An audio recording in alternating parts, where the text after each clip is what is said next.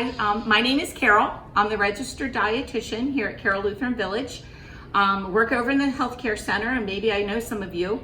And today I was asked to give you a talk about something that I thought was interesting, and I have picked the topic of apples. I'm going to start out by telling you some of the nutrition and health benefits of apples, but what I really wanted to share with you more is about all the different varieties of apples that there are and some of the uses that you could use them in cooking, eating, baking, storing. So, all right, let's get started. First of all, apples, and doing my research, I found that apples were among the world's most popular fruits, and that there are over 7,500 varieties of apples in the world, and 2,500 of them are grown here in the United States. I only have 11 kinds to show you, so imagine there's 2,000 plus more varieties of apples grown here in the United States. A lot of apples. The second most popular fruit in the United States after apples is bananas, and there's not that many brands of those. Anyway, the average nutrition effects for one raw, unpeeled, medium-sized apple. So out of all these apples on this table, the one that I would maybe consider medium-size,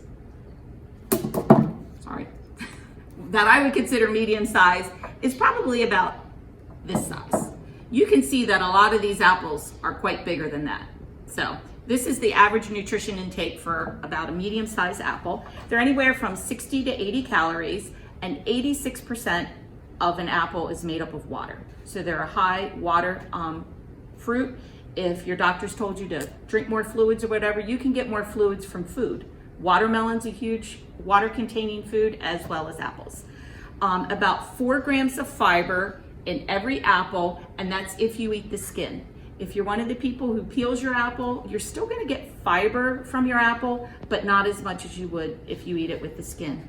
The fiber in the apple is both soluble and insoluble fibers. So the soluble fibers, those are the ones that are in the apple, like actually in the flesh of the apple. That's called pectin. And that soluble fiber really helps to feed the friendly bacteria in your gut. So doctors believe, they used to say an apple a day keeps the doctor away.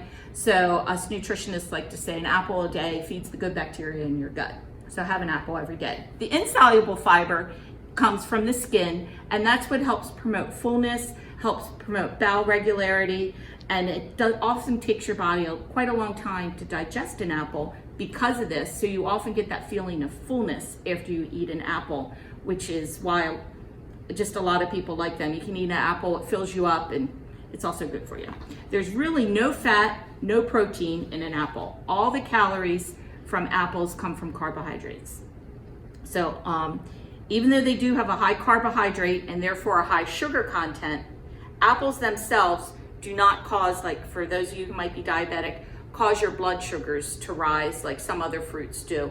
They have a low glycemic index. And what that is a glycemic index is an index that's assigned to a food that kind of lets you know how much your blood sugar is going to rise after eating that food.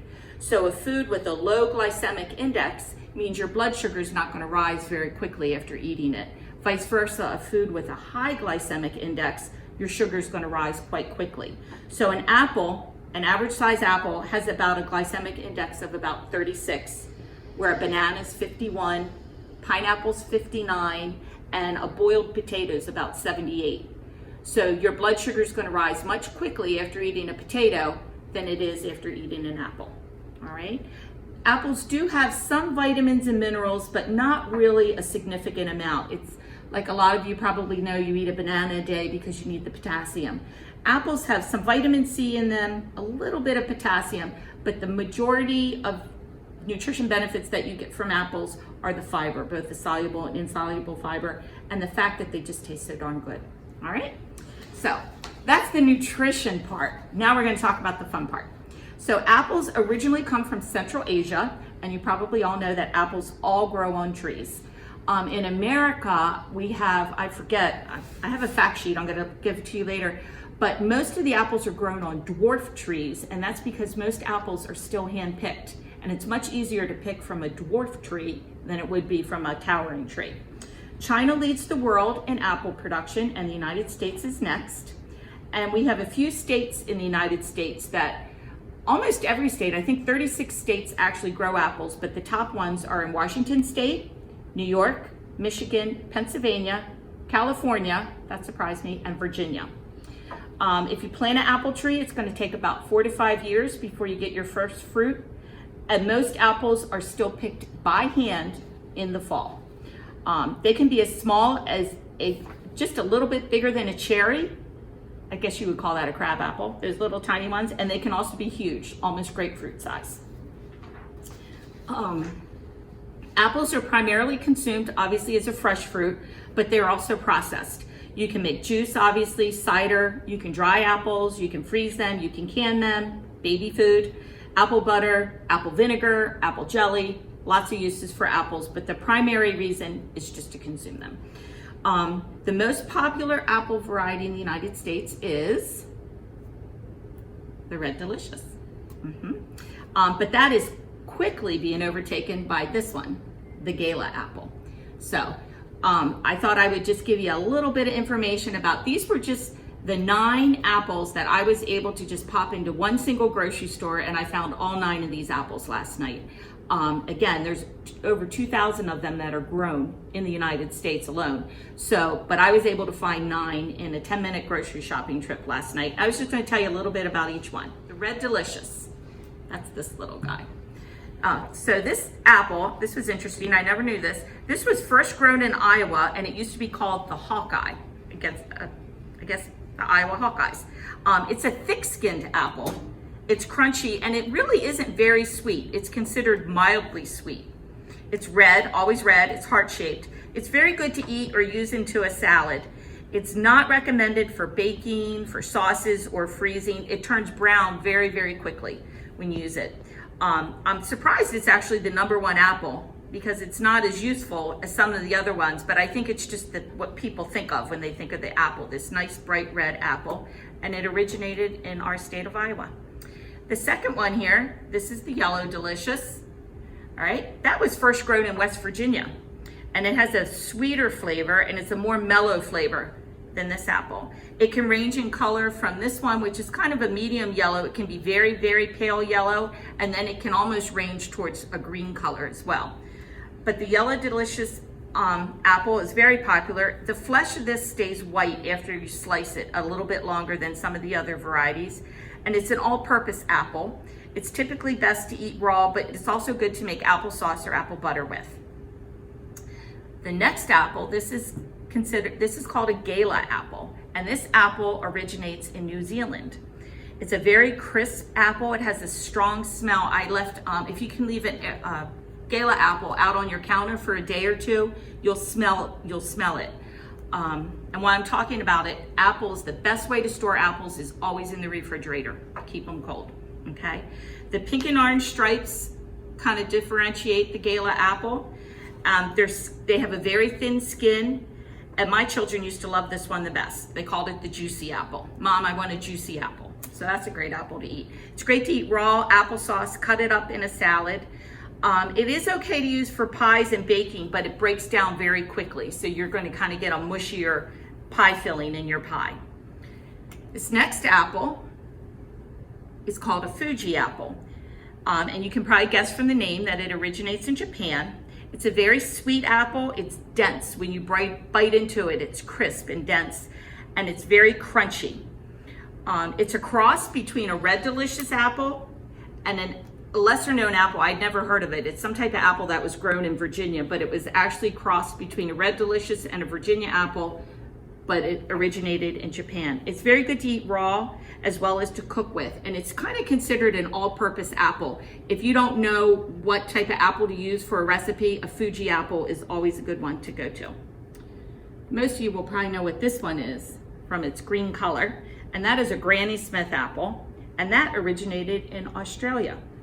It's very bright green color, it's quite tart, it's very crunchy, and it's actually considered to be a descendant from crab apples. If you don't mind the tartness of it, it's a really good apple to pair with like a nut butter. So like with peanut butter or almond butter, so you have the sweetness and the creaminess of the nut butter, on top of a really tart, crisp apple, and it's just a really great snack. It's a good choice for all of your baking. It's gonna add a little bit of tartness and sauces, and this is one of the apples that also freezes well. It's gonna lose its color when it freezes, but if you're only gonna use it in an apple pie or applesauce or baked apples, this is an apple that you can slice up and freeze, and then you can use it at a later time. Then we'll switch to this pile over here. Alrighty. So this is a Macintosh apple right there. A Macintosh, those originate from Canada. They have a red and green skin. You can't really see the green that much on this one, but there's a little bit of green there. Red and green skin. They're very soft skin and a very soft flesh. So when you bite into a Macintosh apple, these are the apples that people say, ooh, they kind of taste mushy, but that's just the type of apple that they are. They can be tart. I like to use these like to slice in a salad because they're softer in a salad, and they're also good for applesauce. But if you tried to bake one of these, you know, cored the middle out of it, put a little brown sugar and cinnamon and baked it, that apple would just collapse. It's a very soft apple. So this wouldn't be a really good apple to use for baking. All right, this is one of my new favorite apples. This is the Honeycrisp apple. And you can see this one's beautiful, the different colors that it has. It looks a lot like this one, but this is a Honeycrisp apple. They tend to be very large apples, and this was actually developed at the University of Minnesota. It has a red skin, and it's mottled with all the green. It's very crisp, it's juicy, it's very sweet, but also has a little bit of a tart taste. Again, such a large apple, it's a great apple to share. It's so big.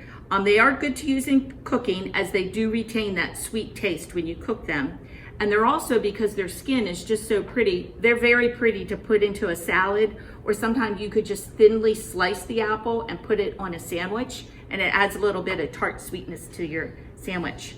I asked the grocer about why these apples tend to be more expensive. I think most of these apples were $1.99 or something a pound. This Honeycrisp apple was either $2.99 or $3 something a pound. It's a little bit more expensive. And he said that each of the stems in these apples actually need to be clipped right here at the top before they're shipped, because the stem is so sharp, when they stick them in the thing, they would like pierce each other. So they actually hand clip the stems on these Honeycrisp apples, which is why they tend to be more expensive, according to my grocer. This next apple is the Pink Lady. I don't know if you can see, but it does look pink from a distance. And this is also an Australian apple, and it is known for its pink skin. It's also sweet and tart, and it's a very firm, crisp apple. So these two apples are quite a lot alike. This apple was grown in Australia as a cross between a Golden Delicious and a Lady William apple. So then they turned this into the Pink Lady. People compare these two, and this is very good to use, not only to eat, but in applesauce. It gives you a little bit pink hue to your applesauce, Pink Lady. And then this is the last apple. This apple is called a Ginger Gold apple. It looks a lot like the Yellow Delicious, except the Ginger Gold apples are very shiny as compared to the Yellow Delicious. I never knew about this apple till a couple years ago. It showed up in my grocery store, and I asked my grocer about it, and he recommended it. It's really good. It's very tart, but it also kind of has a spicy taste to it. So I looked it up last night, and it turns out that this apple started out in an orchard in Virginia, and it came about after a hurricane. Hurricane Camille came through, and it devastated an orchard in Virginia, and there were very few surviving trees. But the ones that did survive, the orchard, the man who ran the orchard, cultivated them, kept them going, and within a year or two, he started to get apples again. And he got apples from one tree that he assumed were Golden Delicious, because those were some of the apples he grew, but they were shinier and they tasted different. So they had a botanist actually investigate it, and they found out it is a cross of a Golden Delicious apple and a Pippin apple. So the apple crossbred itself as a result of the hurricane, and then he ended up naming it Ginger Gold because it came from the Yellow Delicious, but his wife's name was Ginger. So the name of the apple is Ginger Gold. So it's named after his wife. But it's a delicious apple. You can find it everywhere right now because it's one of the earliest season apples that you can find. It holds its shape very well when you bake it.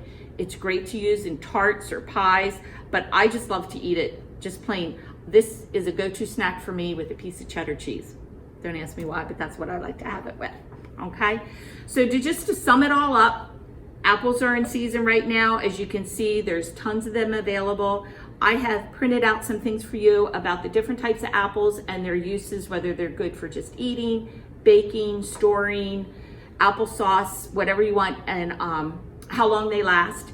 And then I will have that handout for you over, where did you tell me I'm gonna leave it? Right outside of the bistro. It's gonna be on the table right outside of the bistro entrance.